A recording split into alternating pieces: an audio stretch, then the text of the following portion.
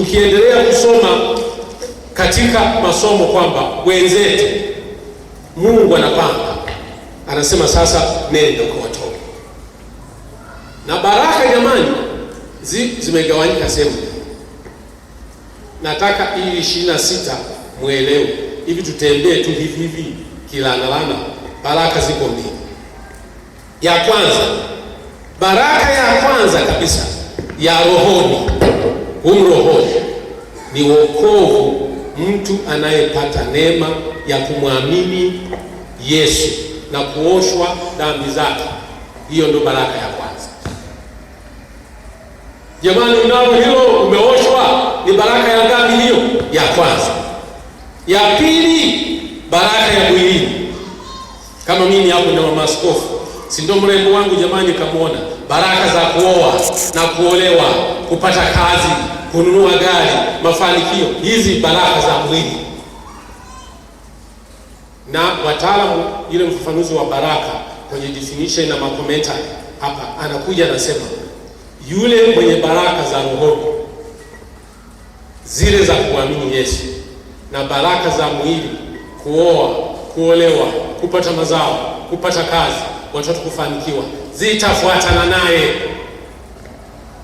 Maana jina la Yesu ndiye jabali la kuvunja milima na nini na mabonde.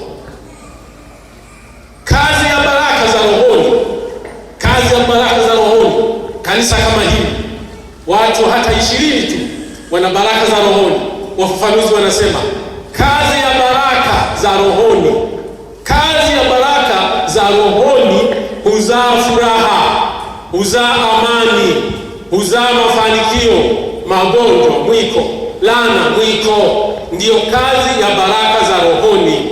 Na kanisa kama hili wakiingia watu baraka za rohoni, kwa sababu ziko tele, wote ni mwemwele. Bwana sifiwe sana.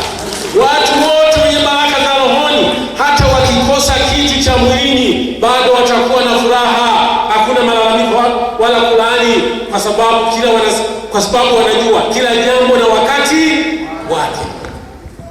Ndivyo hivyo sasa kupata mafanikio.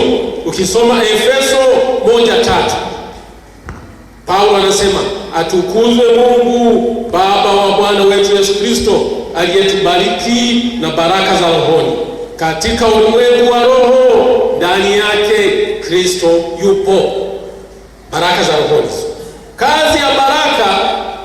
Kazi ya baraka za mwilini ambavyo mtu anapokea kutoka kwa Mungu, mfano kama wakina Selemani, utajiri, Ibrahimu, Isaka na Yakobo. Kazi ya baraka hizo, ukweli, zinaleta mafanikio. Hizo ndo baraka za mwilini. Baraka za na hapo zinakuwa baraka za kimungu. Ndio maana ukisoma Mwanzo 27, 28, 29, Mungu na akupe umande.